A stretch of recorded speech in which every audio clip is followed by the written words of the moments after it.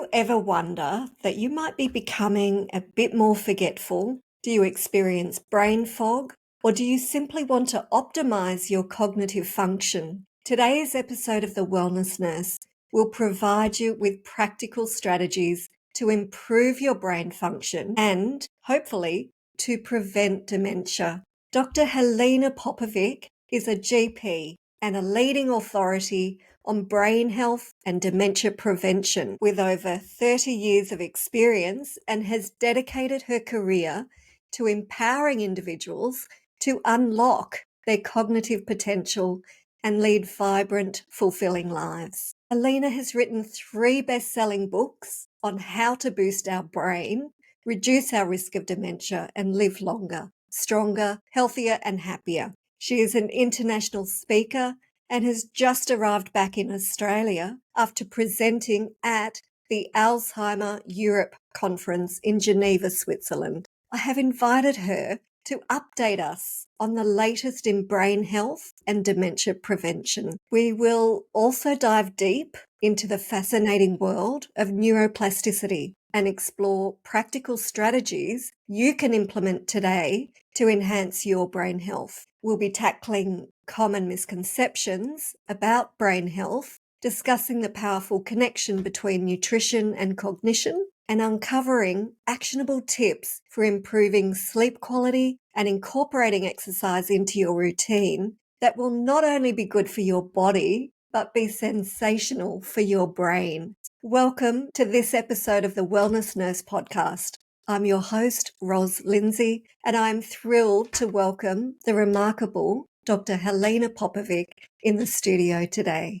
Hello, Helena. Hello, Ros. Thank you so much for the invitation. Firstly, Geneva in autumn. What a beautiful time to be in Switzerland. Would you share some of the highlights and updates from your time at the Alzheimer Europe Conference? Well, the biggest takeaway was just because something doesn't come in a pill doesn't mean it isn't powerful.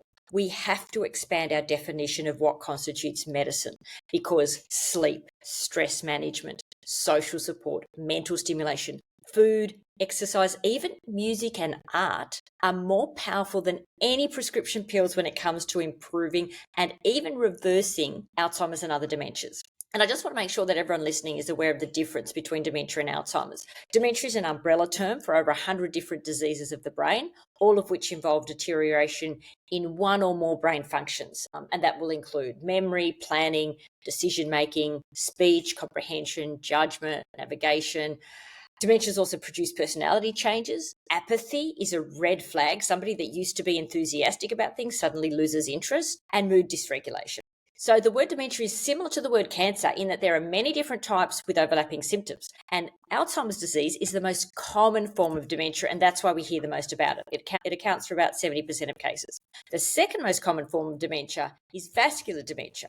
It accounts for 15% of cases. Another one people will have heard of is frontotemporal dementias, which is what Bruce Willis has been diagnosed with. And these usually occur before the age of 65 and therefore referred to as early onset dementias. Anything occurring before the age of 60 to 65 is considered a younger onset dementia. And the last one I'll mention is Lewy body dementia, which is often but not always associated with Parkinson's disease. And I won't list the other 96 dementias. I just wanted to make the point that dementia is a really broad term, and there are lots of different types that sit underneath that. And what emerged from the Alzheimer Europe Conference in Geneva, and also the Alzheimer's Disease International Conference in Krakow in Poland in April this year, where I also presented, is that doctors have to start seriously prescribing lifestyle interventions like physical exercise, like spending time in nature, like having conversations with your next door neighbour or greengrocer. They have to be considered as medicine because they are. Loneliness is as damaging as smoking 15 cigarettes a day. Friendly, daily social interactions are not a nice to have. They're a must have for good mental and physical health. And it's a big gap in our medical training that we're not taught to regard non-pharmaceutical and non-surgical options as medicine. And it's a big disservice to our patients. So that was a very long, answer to the biggest takeaway, but I think it's a really critical one. No, it's a perfect explanation, because I'm thinking as a GP, the model that you were taught is often about prescription medicine, finding the answer or the solution in a medication. So it's a completely new way of prescribing. And I know some Australian GPs are starting to prescribe lifestyle medicine separately to accompany medication and then to reduce medication. But is that still an evolving thing for a lot of Very much GPs? so. Yeah. Very much so. And the system is set up to not allow enough time to do a deep dive into lifestyle medicine. And also, a lot of patients expect a quick fix. It's like, no, I don't have time to exercise and to take up all and to change my diet. And just give me something so I can get back to work. So we've created a system that doesn't foster using lifestyle as medicine, but we really need to if we want to make a headway on most of the chronic diseases we're now suffering. I think it's really fascinating that you also highlight that patients want a quick fix. And what I'm learning is that there are really no quick fixes when it comes to health and longevity. It's bit by bit, it's starting small, it's getting those small wins, Yes. building on those wins, and eventually you start to embody the person that you are trying to become, which is a healthy person who is minimizing the risks of chronic disease. Yes. Yes, but it takes time. Yeah. It does. So your journey in brain health and dementia prevention is fascinating. What was the pivotal moment that set you on this path, and how has your perspective changed over the years? Well, a pivotal moment happened 14 years ago, shortly after my mother passed away with lung cancer. I happened to find a box of the medication rivastigmine in the butter compartment of my parents' fridge. Rivastigmine, brand names Exelon and Donezepil, it's what's known as a choline esterase inhibitor. It's a drug that reduces the breakdown of the neurotransmitter acetylcholine, which is very low in people with Alzheimer's. And it's sometimes prescribed in the early stages of the disease to really just temporarily slow the worsening of symptoms. And I didn't know anyone who had Alzheimer's, so I asked my father who the patches were for, and he says to me, "Your mother said they were good for my memory, so I stick one on every night. I don't know that they do much, but as long as I took them, happy wife, peaceful life." And that was how I first learned that Dad had been diagnosed with dementia. I'd been living in Brisbane and my parents were living in Sydney, and I only moved back to care for Mum after she'd been diagnosed with lung cancer. And I assumed that Dad's confusion, withdrawal, forgetfulness, depression, well, he was obviously grieving at losing Mum. But when I tracked down Dad's GP after finding the medication, he confirmed that no, actually, your father has been diagnosed with mixed Alzheimer's and vascular dementia. And it turns out that such was the stigma around dementia in my Serbian family of origin that my parents hadn't told anybody, not even their only child, their devoted daughter, who also happened to be a doctor, me, that her father had Alzheimer's. And it appeared to me that Mum hadn't even told Dad his diagnosis because his mother, my paternal grandmother, had died of Alzheimer's. And I can remember at the time, Dad swore that he'd throw himself off the gap, that's cliffs at Watson's Bay in Sydney, if he were ever diagnosed himself. So I think Mum was not prepared to call his bluff, neither was I. So we never openly spoke about his diagnosis. We skirted around it. We talked about his memory lapses, but never about dementia. And, he just kept insisting that, well, look, declining memory is a normal part of aging. Between you and me, it's not. And he also swore that he was never going to go into an aged care residence. So I had to keep him as well as possible so that I'd be able to look after him at home. And that's what threw me into learning everything I possibly could about slowing down and even possibly reversing cognitive decline. Because even though I'd been a GP for over 20 years at that stage, I was largely working in the area of women's and reproductive health, and I knew nothing about looking after someone with dementia, and I was horrified at my own ignorance. So basically, I just binged on all the latest research on dementia and applied everything to my father.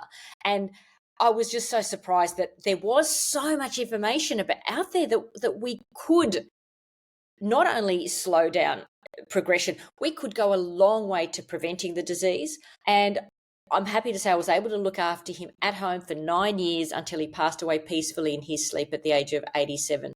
That was in March 2019. Helena, that is an incredible story. What a shocking revelation that you discovered, but a beautiful story that you have taken that experience and really researched in depth, and it has become your life work to help others who might be suffering from early dementia, to help people indeed aim to prevent it. Yeah, thank you so much. for sharing that story. I guess leading on from that, we know that there is a lot of fear. You've mentioned the stigma that can be associated with dementia, but there is also fear. And so when a daughter discovers that her father has dementia, one of the natural progressions from that is that, well, heck, does that mean that I'm at an increased risk? What does that mean for me? And what can I do about it? So to what extent do our genes influence our risk of dementia? That was one of the first things I looked at for those very reasons. And I found that there are two categories of genes related to Alzheimer's. One category is referred to as deterministic.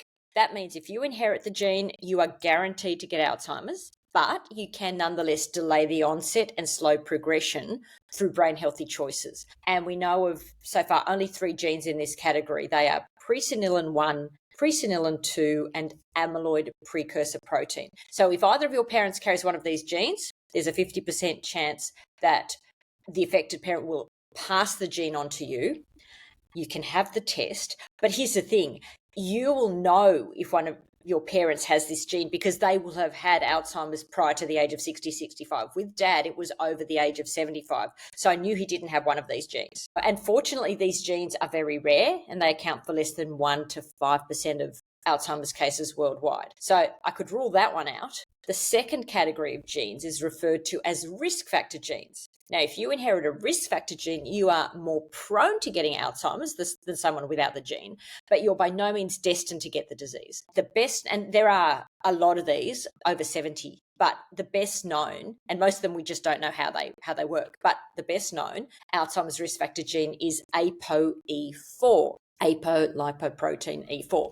If you inherit one copy of this gene from a parent, you have a 2 to 4-fold, more than double the risk of Alzheimer's compared to someone without that gene. If you inherit 2 copies of the ApoE4 gene, you're 8 to 10 times more likely to get Alzheimer's. And in November 2022, actor Chris Hemsworth announced that he was taking a break from acting to reassess his personal priorities because he discovered while filming the documentary Limitless that he had 2 copies of the ApoE4 gene. So if anyone knows Chris Hemsworth, tell him to listen to this podcast and to read my book, Can Adventure Prevent Dementia? Because if he does everything in that book, he won't get, well, he will significantly reduce his chances of getting Alzheimer's despite the fact of having 2 copies of this gene. Because remember, it's not deterministic. It just increases your risk. And people with the ApoE4 gene who adopt lifestyle factors, lifestyle changes, they respond even better in terms of reducing their risk than somebody without the gene. So, and the gene's also affected by your ethnicity, like people who are Nigerian, Hispanic, or Latino. They're much less likely to develop Alzheimer's than E4 carriers of Caucasian or Japanese descent. So a single gene never tells the whole story. A person's risk of Alzheimer's is very much influenced by other genes they've inherited along with the ApoE4. Many people, even with the ApoE4 gene, never develop Alzheimer's because somewhere in their DNA they also carry protective genes or they lead a healthy lifestyle. So the big message I want to get across is genes have on-off switches, or at least dimmer switches, that are influenced by what we eat, how much we exercise, the quality of our sleep, how we manage stress, the toxins we're exposed to, and even what we believe. So our genes do not determine our destiny. ApoE4 carriers who have a positive view of aging do not develop Alzheimer's at a higher rate than non-carriers. Just like, this is remarkable. An optimistic view of aging cancels out the increased risk of an ApoE4 gene. And also, people with an ApoE4 gene who exercise regularly, daily, they will also bring their risk back down to baseline. But in contrast, if somebody with an ApoE4 gene develops type 2 diabetes, their risk of Alzheimer's skyrockets. So there's lots of mitigating factors. And you can have that gene tested if you want to, but I only recommend you get yourself tested if you're prepared to put in the work, because now you've got less margin for error. You cannot drink alcohol. You cannot smoke, because all those things really skyrocket a person's risk of Alzheimer's if they have the ApoE4. I'm finding this fascinating, Helena. And what I love is that what you have just shared actually provides a lot of hope for people. Yes. So if they've got the genes, if they engage in these interventions in a regular way, they can significantly delay the onset and reduce the severity of that dementia. So I think that is a hugely hopeful message for people. And I agree, when we can test for these diseases, you have to be prepared to take that information on and then do something with it. Yeah. It's not worth having that test and then sitting in a bubble of panic and grief necessarily. It is about giving you the information to move forward in a constructive way. Easier said than done, of course. I haven't had that test, but and I'm not ready to take that test. But I think it's just a really important consideration for people to think about when they do have some of these high-level screens. Yeah. And I have had people say to me, having this test has actually given them, and this is quite sad, an excuse. I put that in inverted commas. It's finally given me permission to look after myself, because I can say to people, I have to do this, because if I don't look after my health, I'm going to get Alzheimer's. I have a gene that increases my risk. And it's sad that we need an excuse to prioritize our health. But there you go.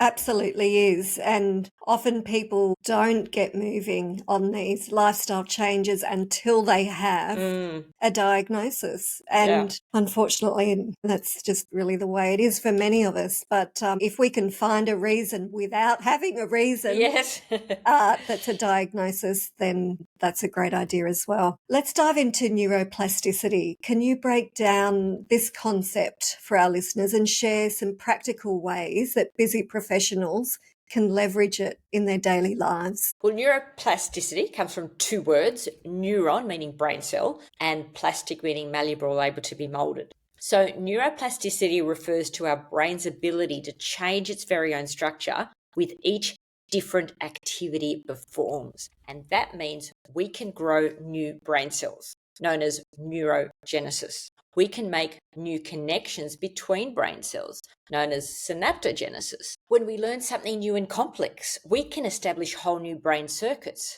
We can get more blood flowing to the brain. The brain can even change which cells perform which functions, and this has revolutionized things like stroke treatment. This is really powerful because it can apply to any brain disorder. But let's take stroke as an example. We used to think that if somebody had a stroke and say they paralyzed their left arm, they thought, well, the way to manage that in the past was compensation. You learn to do everything with your right arm if you weren't already doing so. And you learn other ways of doing things that don't involve your left arm. We now know that with specific intense training, rehabilitation, that we can actually get that arm going again, because we can recruit undamaged cells of the brain to take over the lost functions. And it's called constraint-induced therapy. It's the opposite of compensation therapy. You strap up the good side. So you're not allowed to use your right arm. They will actually bandage it up. You have to try and use your left arm. And the other person will go, well, I can't, it's paralyzed. And I go, okay, let's start with something simple. And they might put a glass of water, literally just a few millimeters in front of the fingertips of the paralyzed hand. And they'll say, try and touch the glass. And, they just focus, and visualization also helps. They visualize touching the glass, and they do, because it's only a few millimeters, and they can. And they practice this for several hours a day, every day. Each time they touch the glass, it's pushed further away, and they keep getting harder and harder exercises. And after a few months, they will regain use of that paralyzed limb. And when they scan the brain, what has happened is they've got new nerve fibers have been sent out from new brain cells to take over the lost functions. And that is the essence of neuroplasticity. Use it or lose it, train it and regain it. The sooner after the stroke that you start the rehab, the better. But in general life, if you want to learn something new, if you want to improve your brain function, it's never too early and it's never too late to boost our brain, because the changes that lead to Alzheimer's start in our brain 30 years before we get any symptoms. So if you wait till you're 60 or 70, you haven't totally missed the boat, but you're behind the eight ball. So start early, to adopt brain healthy practices. And practical ways of leveraging this into our daily lives is, like, first and foremost, to recognize that everything we do, everything we think, everything we eat leaves an imprint on our brain. We can make brain healthy choices every day. And that's what my book, Can Adventure Prevent Dementia, is all about. It offers 80 ways to boost your brain throughout your life. Everything from spending 17 and a half minutes a day in nature, because that's what the studies say is a required amount, 120 minutes in nature a week to keep our brain healthy, to standing on one leg to improve our balance, to doing squats during ad breaks. So there are some things that are simple, some things that are going to be more complicated. But in general, everybody could start somewhere. I'm actually writing these things down, and I'm thinking I'm going to have to listen to this podcast again because there is so much practical information in it. I'm not capturing it all. I want to listen to it again. I love that you are really going deeply into that. I'm curious about the misconceptions that you encounter in your work. What are the most common myths about brain health and dementia prevention? And how do you address them? By far, the biggest myths that still abound, and it just so frustrates me, is even among health professionals, that cognitive decline is part and parcel of aging. It is not. Aging is inevitable, but mental decline is not. And the 2024 Lancet Commission, in other words, a team of rigorous scientists, you don't get anything published in the Lancet unless you are top notch. They have identified, and this is conservative, by the way, 14 modifiable risk factors for dementia that, if addressed, could prevent at least 45% of cases. Prevent, as in eliminate nearly half of all cases of dementia. And they include head trauma, so wear helmets, try and avoid falling on your head, high blood pressure, diabetes, low education, untreated depression, visceral obesity, smoking, air pollution, physical inactivity, loneliness, excessive alcohol, untreated hearing loss, oxidized LDL cholesterol, and untreated vision loss. And I'm happy to send you a reference, and you can share that with your listeners and viewers to that paper. In addition to that, even though it's not listed in those 14, we now know that, and this was covered off in Geneva, obstructive sleep apnea, sleep deprivation of any type, poor dental health, noise pollution, like don't live near an airport where you're exposed to aircraft noise all the time. Even loss of meaning and purpose can contribute to cognitive decline. And the good news is these are all things we can work on. And I tell people to start with the easy stuff. Okay, with patients who are starting to worry, I go, okay, get your hearing checked. It isn't hearing loss per se that causes dementia. It's untreated hearing loss. So as long as you get back your capacity to hear and engage with the world, it won't increase your risk. Correct your vision, keep on top of your dental health, because the bacteria causing gum disease called Porphyromonas gingivalis, that bacteria can travel to the brain and release toxins called gingipains that affect our hippocampus, which is our learning and memory warehouse. And when they do autopsies, about 90% of people with Alzheimer's have gingipains and have evidence of this bacteria in their brain. So, look after your teeth. Brush and floss every day. That's an easy one. If you have obstructive sleep apnea, snoring, get that treated, either a CPAP machine or a mandibular device, or again, lifestyle interventions like not drinking, not smoking, shedding excess body fat, cutting down on alcohol. Yeah. So start with the low-hanging fruit, things that you can easily do, and then you build up momentum. So that's the first big myth. And the second big myth is that once you have a diagnosis of dementia, there's nothing we can do, and it's an irreversible downhill slide. I have patients and people I know who have stopped and reversed their Alzheimer's and vascular dementia by changing their lifestyle and addressing all the factors I just listed. The sad thing is, when they go back to their neurologist, they go, oh, maybe you didn't have Alzheimer's in the first place. And it's like, why can't you accept that it is possible to reverse this if you catch it early enough? We don't have to wait for the next big blockbuster drug. We already have so many lifestyle interventions that make a huge difference. We simply need to implement them with enthusiasm and commitment and rally the support around us to keep us on track. You've just highlighted a really interesting phenomenon, and that is the resistance in some specialist providers in the medical system to lifestyle interventions. We didn't talk about this earlier, but are there any thoughts on how we can move towards acknowledging those lifestyle interventions? Because there is already growing evidence around them, But why is it so pervasive that it must be encapsulated in a pill to be beneficial? I've been asking myself this question a lot, and I think as a species, we resist change, regardless of what that change is. It's very hard to change old habits. If you're a professor, if you're right up there and have been lecturing or putting out information about, dementia is irreversible, then it's really hard to say, you know what, I got that wrong. It's really hard to admit we're wrong. I don't know. It's just really very hard to get systems to change. And there is a lot of the education for health practitioners, doctors, nurses, dietitians come from the pharmaceutical and the food industry. So they're not going to fund research on lifestyle interventions. They're going to push we're coming up with the latest drug. It's true. Accepting that we are wrong is always a hard pill to swallow, hard, isn't it? And medicine is always evolving and always changing, and we're learning, and I hope that will change, that we will adopt new information with grace. We're told on day one of medical school, I remember this because everyone laughs about it and then they forget about it, 50% of what you learn in medical school will be out of date by the time you graduate. Unfortunately, you won't know which 50% is out of date. That's a great quote. Yeah. It is a great quote. And we're all learning. Let's move on. So many people are dealing with high stress environments.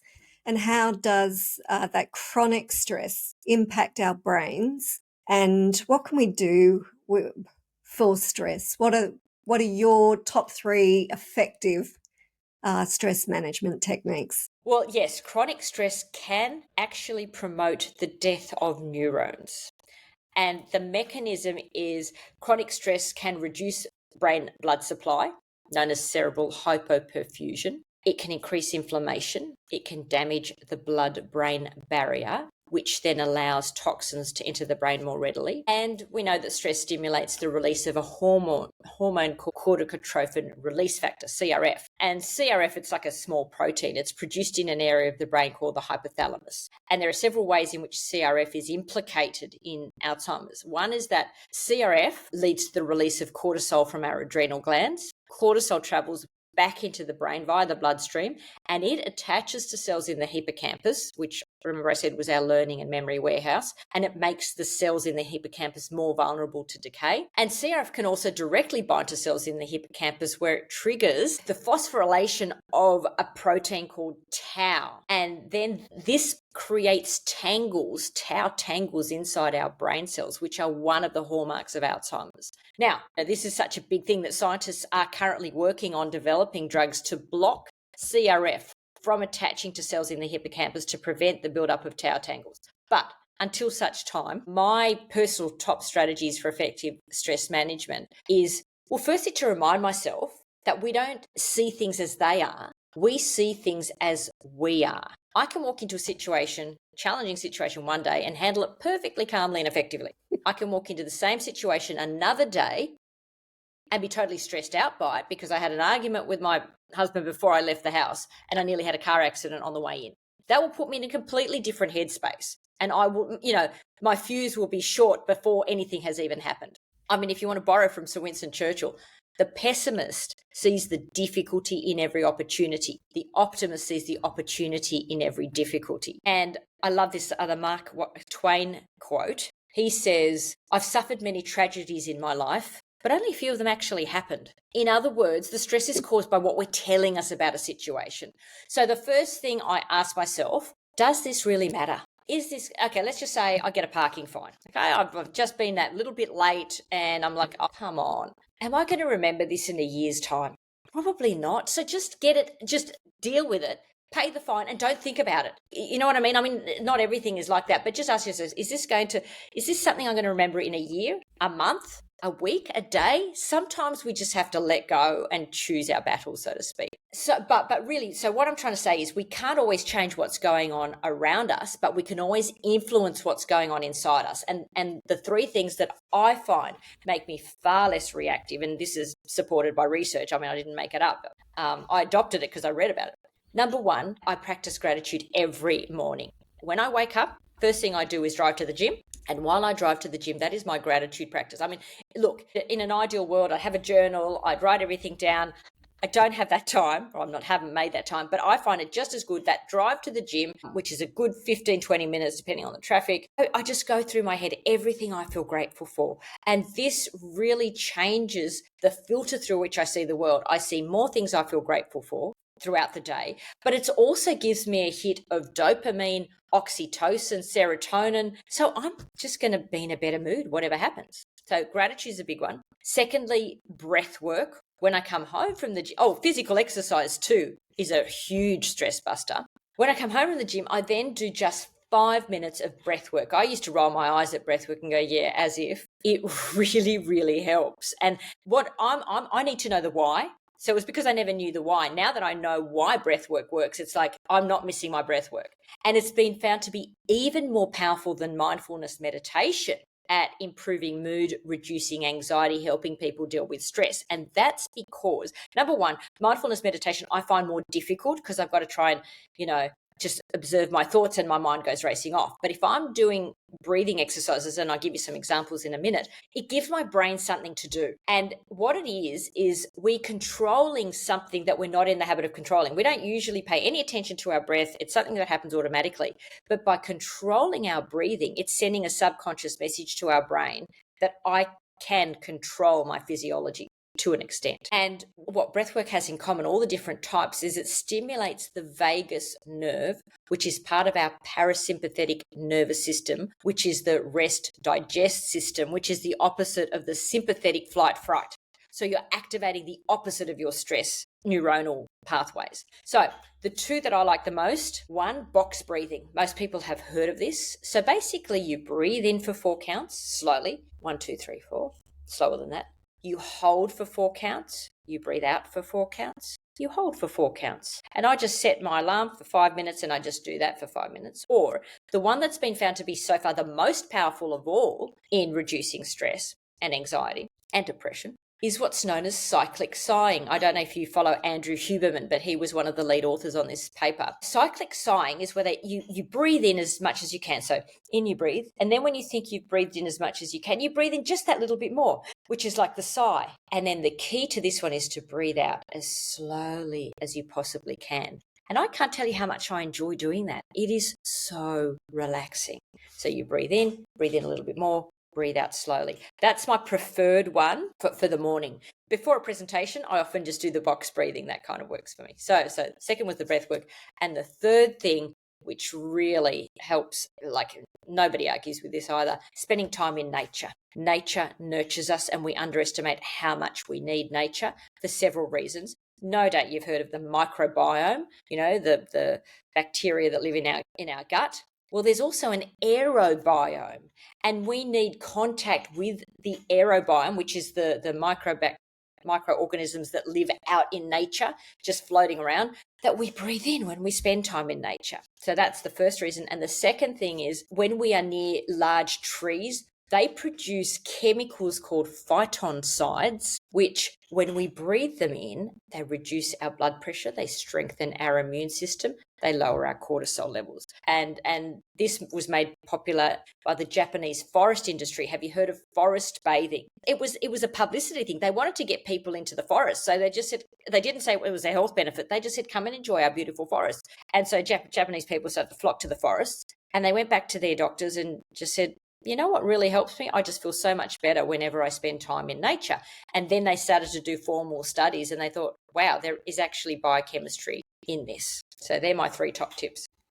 Incredible. Practicing gratitude, stacking it with an activity that you're already doing. Yes. Which physical activity, which already is very beneficial. Number 2, the breath work, which improves your mood, decreases anxiety, decreases stress, and stimulates the vagus nerve. By doing that breath work, it activates the opposite pathway to which is being activated when we are under stress. And number 3 was spending time in nature. Yeah. We come in contact with aerobiomes, which is a new term that I have just learned, and also being near the big trees produces chemicals that decrease our blood pressure and decrease our cortisol. Yeah, Thank you. Thank you. So practical. And really, I do not know of anybody who can't do that, even, Yes. whether you are able-bodied, whether you are living with a disability. That's right. You are able to incorporate those things into your life. Fantastic. Okay. You have a powerful philosophy of growing bolder rather than older.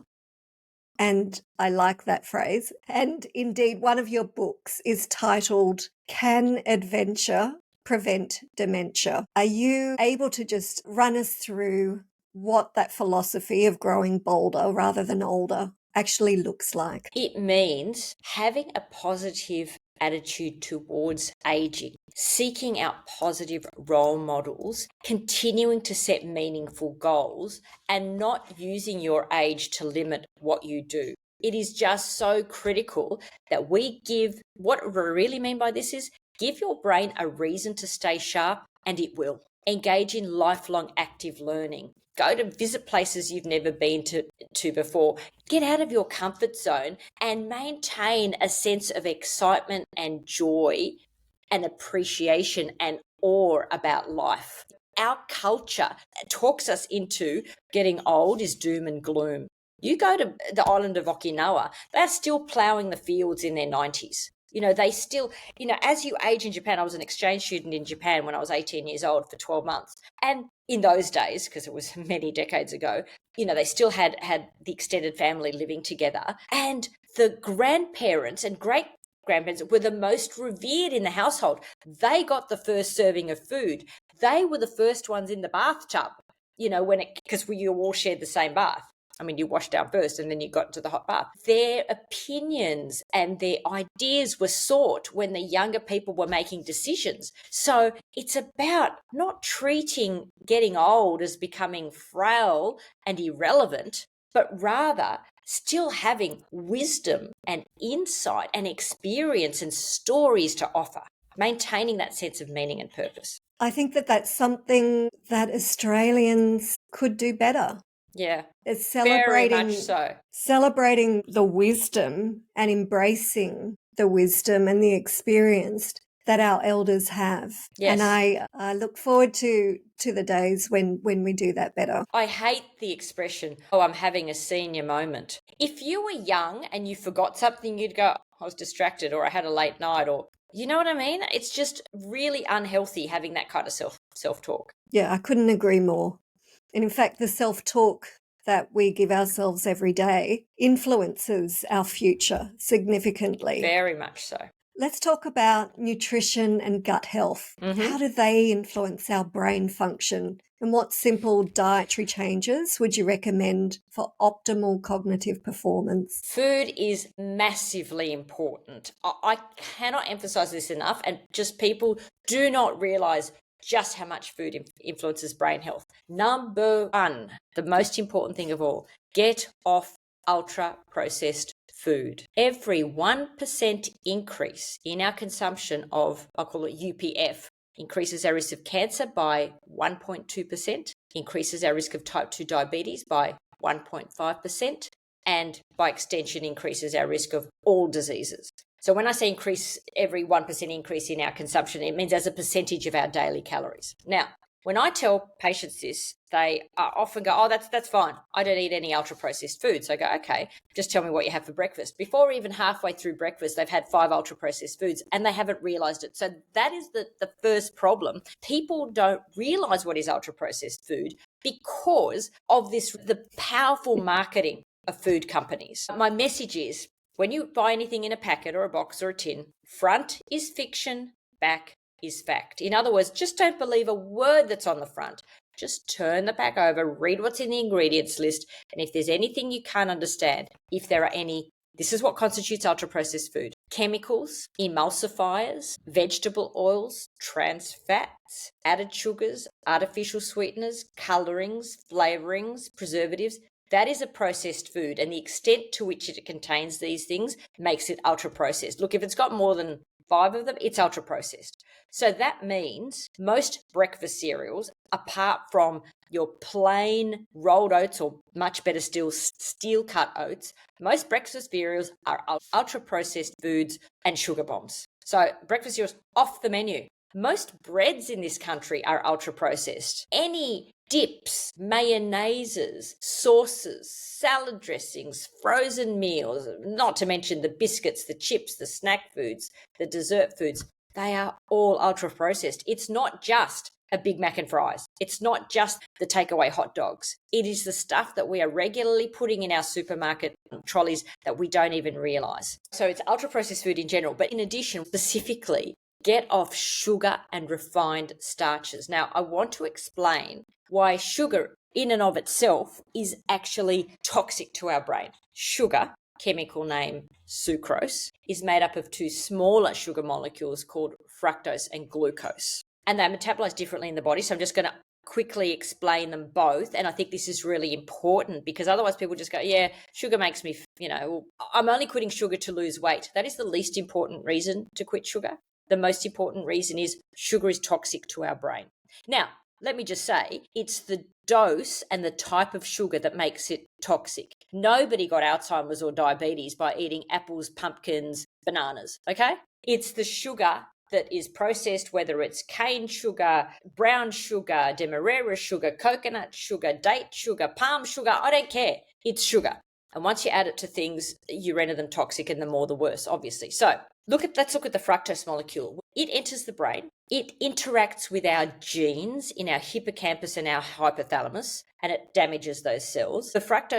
Metabolizing fructose also impedes communication between brain cells. It leads to a byproduct called uric acid. You do not want uric acid in your brain. You don't want uric acid in your blood because it raises your blood pressure and it causes gout. And worst of all, breaking down fructose actually drains our brain cells of energy. And what is the hallmark of all dementias? A brain that is short on energy. And fructose just makes that even worse. So this is why I say every soft drink is a bullet to our brain, because it is a massive hit of sugar to our brain in a very short amount of time. Now, what about glucose? Glucose, isn't that a prime fuel for the brain? Yes. However, a person with Alzheimer's has lost 20%, usually at least 20% of their ability to use glucose for fuel. So it is operating, our brain is starving. So there's not much point giving it glucose in the first place. Secondly, too much glucose stimulates insulin production.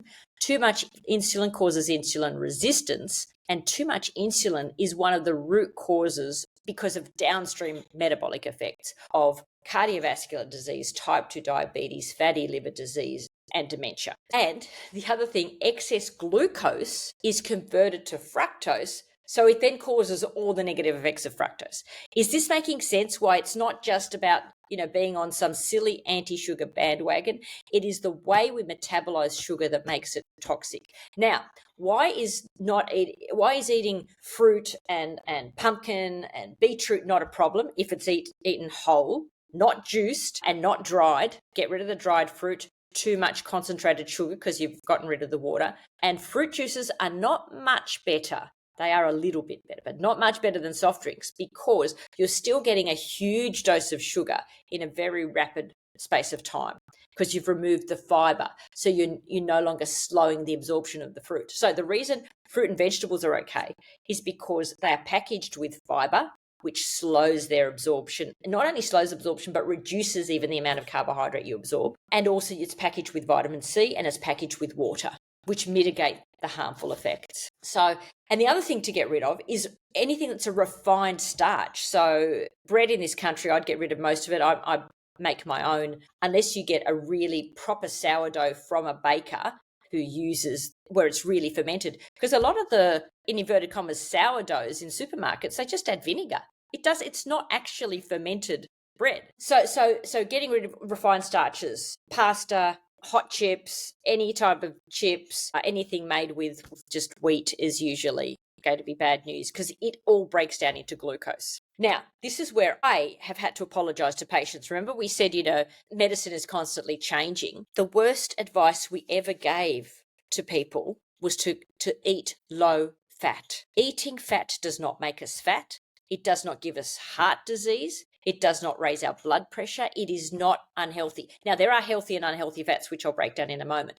But eating fat is not a problem. Eating sugar makes us fat. Because the excess fructose will be stored as fat when it's broken down by our liver. So get rid of the sugar, refined starches, and reintroduce the healthy fats. Number 1, omega-3 fatty acids. Richest source is your cold water, deep sea, wild fish. Forget farmed salmon, unfortunately. It's got to be wild salmon, sardines, mackerel, anchovies, tuna. What else contains omega-3s? Walnuts are a good source, chia seeds, linseeds, flaxseed oil, dark leafy greens. They are all right up there. Fabulous brain food. Our brain is about 60% fat. DHA, which is a type of omega-3 fatty acids, is absolutely essential for the integrity of our brain. The second healthy fat is your monounsaturated fatty acids, olive oil, avocado, macadamias. So whether it's olives or olive oil, avocados or avocado oil, macadamias or macadamia nut oil, really healthy fats, no arguments there. The third one that's healthy, and this is where the controversy arises, the research is unequivocal. Saturated fats are not unhealthy. So you can, if you're eating grass-fed beef, that's fine. You don't have to chop all the fat off your meat. Butter is not unhealthy. Margarine is toxic. Coconut oil is a really good oil for our brain as well and good to cook with. The fats that are unhealthy, and what I find laughable is when I talk to a lay audience, they all nod their heads. They all know that anything that calls itself a vegetable oil is toxic. And when I tell doctors, they're just totally surprised. What? No, but everyone should be eating swapping out saturated fats for vegetable oils. No, that was the biggest mistake we ever made. And I felt uncomfortable telling patients, sorry, you know how I was telling you, years ago to swap out the butter for margarine? Big fat mistake. It's really hard to admit we were wrong, but we have to. So the oils to avoid are sunflower oil, safflower oil, soybean oil, corn oil, rice bran oil, canola oil. So you're getting the idea. Anything that's extracted from a seed through a series of industrial processes. Now, what's wrong with vegetable oils? Number 1, they are high in omega-6 fatty acids, which are pro-inflammatory. Remember, I said omega-3s are healthy. They are anti-inflammatory. Omega-6s are pro-inflammatory. We don't need more inflammation in our bodies. We're all too inflamed as it is. Secondly, when you heat these oils, they produce lipid oxidation products such as aldehydes, which are actually carcinogenic. And if you eat out in any fast food place or inexpensive or Asian restaurant, they only cook with vegetable oils. So you're eating carcinogens. I'm sorry. And thirdly, just the way they are produced, they are ultra heated, bleached, deodorized, heated again.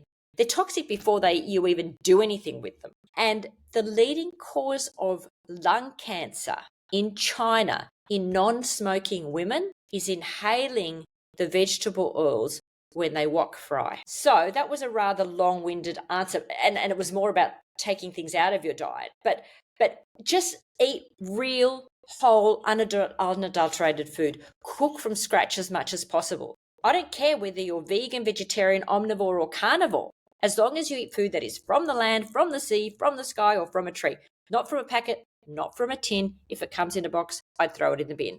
There's my summary. Of course, it is more nuanced than this, but if in doubt, give the product a miss. I don't know about you who are listening, but I just feel like I have just had a masterclass in nutrition, actually. I'm aware of a lot of what you just spoke about, but not about the chemical nature of what some of those foods are doing to our bodies and to our brains. And so I really thank you for sharing that. And I will find a way to summarize a lot of what you said, because for some people, it's a lot of new information. Yes. Because they're sitting there, I can see it. They're thinking, what? Fat?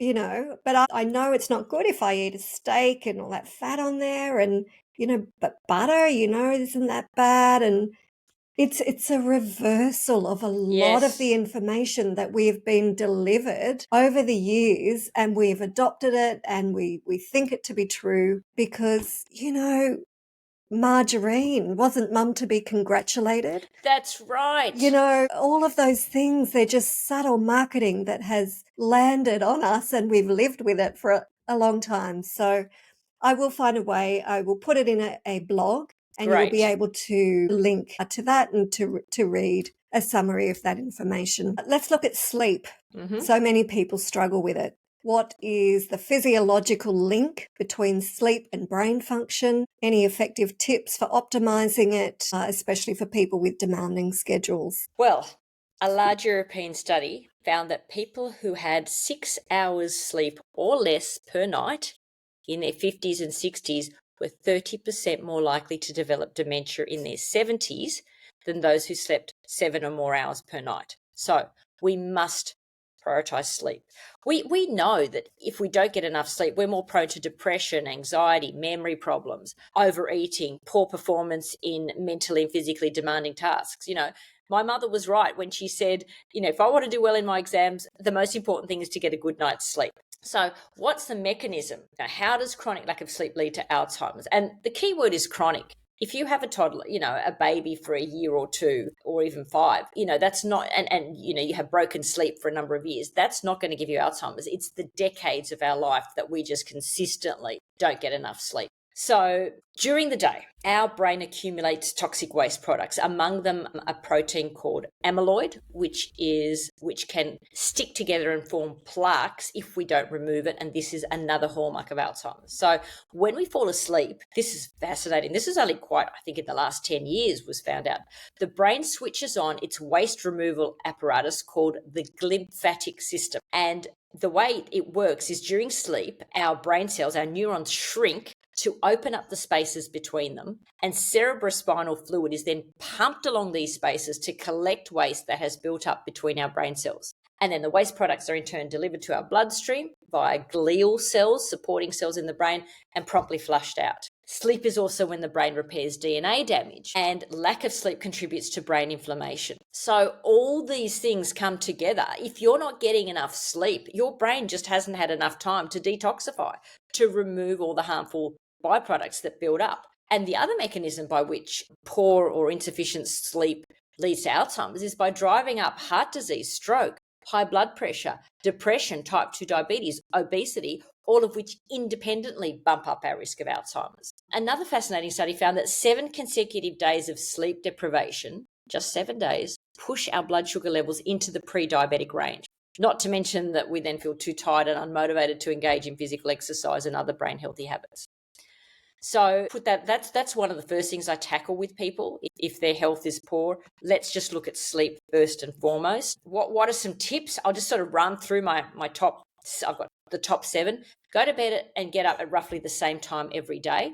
That assists in programming our brain to fall asleep on cue. Get at least 10 minutes of natural light, preferably sunshine, every day. The earlier in the day, the better. And that helps to regulate our circadian rhythm, which is our sleep-wake cycle. Get at least 10 minutes of exercise every day at whatever level you can manage. If you can fit in more, by all means do so, but even 10 minutes of movement can make a difference. Avoid caffeine after 2 p.m., preferably even earlier, because the half-life of caffeine can be up to 12 hours. And that means you still have half the caffeine in your body that you drank 12 hours earlier. And even people who say, it doesn't bother me, I've got the good coffee gene, so it means I metabolize it quickly. Even those people experience a reduction in the quality of their sleep after an evening cup of coffee. They don't realize it, but their sleep is more shallow.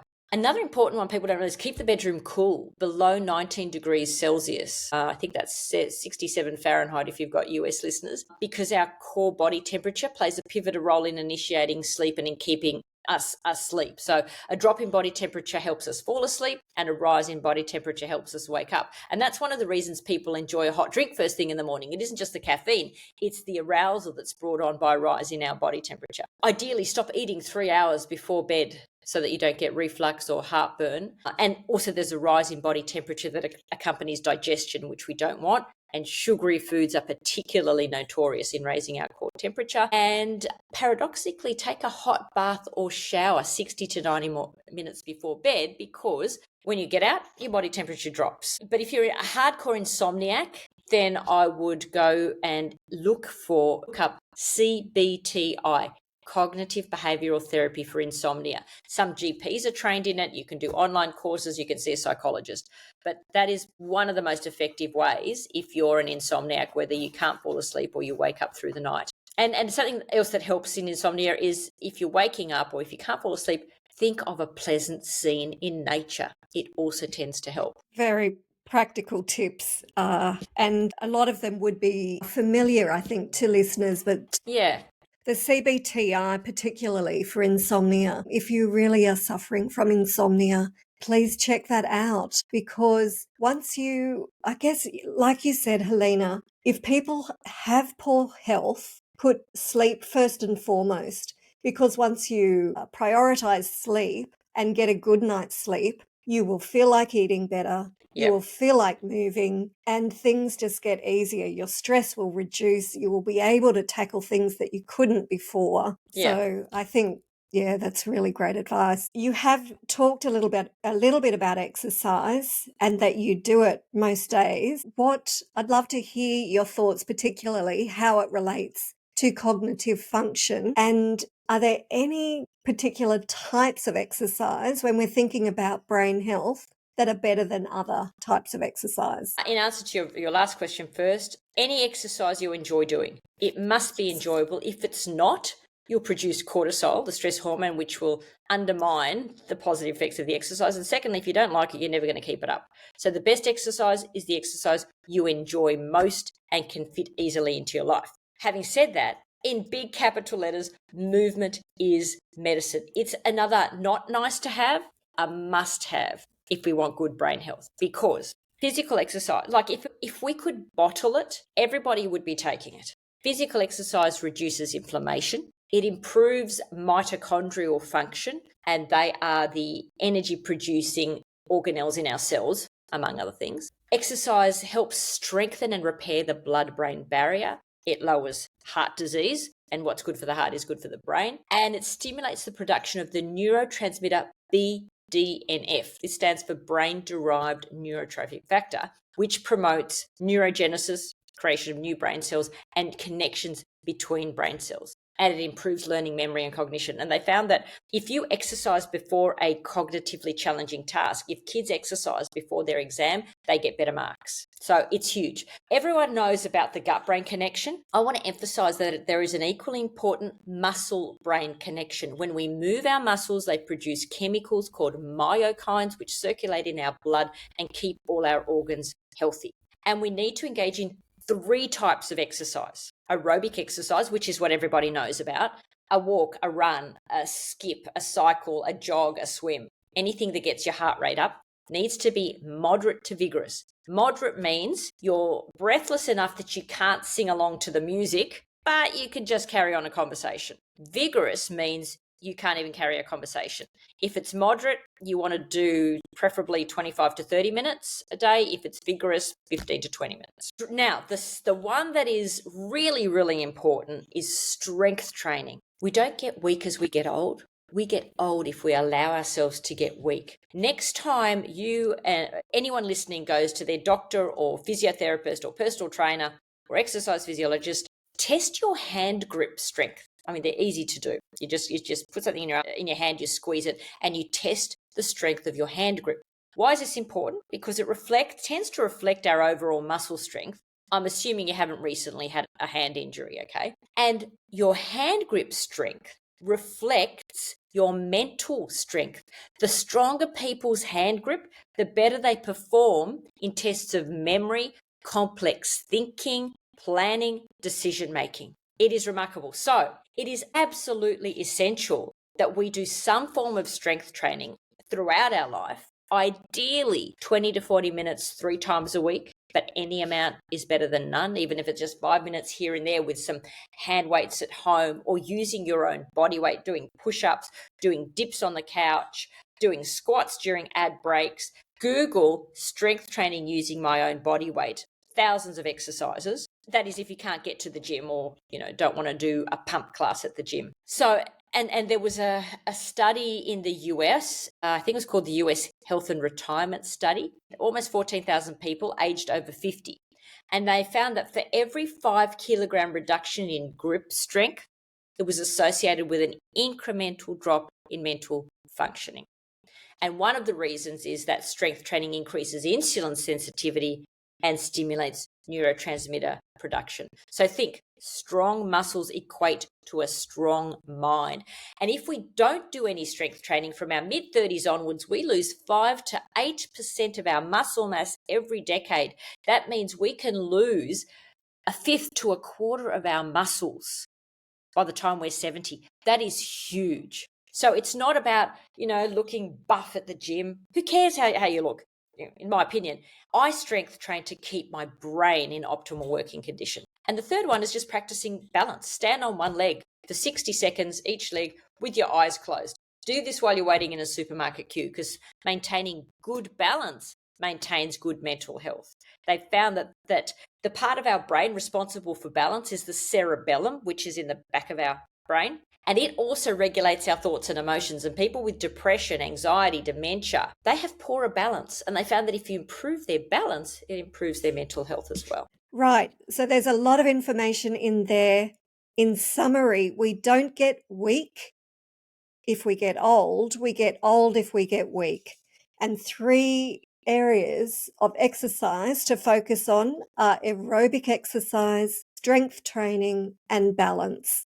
Yep. Is that correct? Yes. Okay. As we wrap up, I'm curious about your vision for the future. What are your concerns for the Australian population in terms of dementia? And could we actually stem the tide if we collectively implemented the steps that you were suggesting? Absolutely. We can most definitely stem the tide if we implement the strategies in my book, Can Adventure Prevent Dementia? I know I've covered a lot in our conversation, but we've really just scratched the surface. Remember, everything we do impacts our brain, and that's the first thing to be aware of. We have so much more control over our health than we realise. Admittedly, we've created a toxic world. We haven't spoken so much about air and noise pollution, which also contribute to dementia and other diseases. We've created a toxic food environment, which makes it really difficult to even know what constitutes a healthy choice. But if we just keep moving in the right direction, we'll get there. But it does mean being proactive, going against the grain of how most people live, which is stressed out, sleep deprived, eating processed food, and believing that aging means decline. And it's through no fault of their own, but simply being part of our current culture. And remember, don't make being healthy a chore. Make it a joyful, life-affirming adventure. Make sure there is laughter and smiling and connection with, social connections are also absolutely critical to a healthy life. So I recommend people subscribe to my weekly blog, which I call Healthy Bites, because I will send you a brain booster every week. It's everything from stimulating your sense of smell, because that's been found to be a really important one, to all the nuances about food and exercise and nature and all the other things we've talked about. I've also just go to my website, either drhelenapopovic.com or adventurepreventsdementia.com. There are hundreds of videos, radio interviews, other podcasts I've been interviewed on, and of course, read my books. But there's just so much there, so much information there. As you can see from what we've covered in just an hour, I've got hundreds of hours of information and free downloads that will guide you and keep you on track, because that is what I'm just so passionate about. The passion is absolutely evident. I have absolutely loved this conversation with you, Helena. There is a gamut of, gems in there of wisdom, of practical tips that everybody can incorporate into their life. I encourage everybody to listen to this episode twice, because there was so much information listed in here. Thank you again so much, Helena. It has been an absolute pleasure and an honour to interview you and to learn from you. So thank you. Likewise, it's been a pleasure and an honour meeting you and speaking to you. It's been terrific, and keep up what you're doing, because it is so important to get this information out there. Thank you so much. Thank you. Thank you. Wow. I can't tell you how grateful I am that you have tuned in and listened to the full hour of this episode with Helena. There was so much information in there, and I think, well done you for listening and learning more about how you can prevent dementia for yourself and for your loved ones. If you're still on the borderline, I guess, and you know that you need to make some changes in your life to improve your health, but you don't really have that compelling reason why, if prevention of dementia is not enough for you, I have written out 100 reasons taken from other people's reasons of what drives them to make change in their life. So feel free, download that PDF. I will put the link in the show notes. It just might give you a spark of an idea and inspiration to help you just get to that point of knowing that, right, this is it. This is what drives me. Even when it gets tough, I'm going to just move forward with slowly making changes in my life towards improving my health. So thank you again for listening. Just a quick disclaimer as well. Obviously, everything in this podcast and all of the Wellness Nurse podcasts is for general information only. It's not for individual advice. Always seek the guidance of your GP or other professional health practitioners. And yeah, take care of yourselves. All right. Until next time. See you then.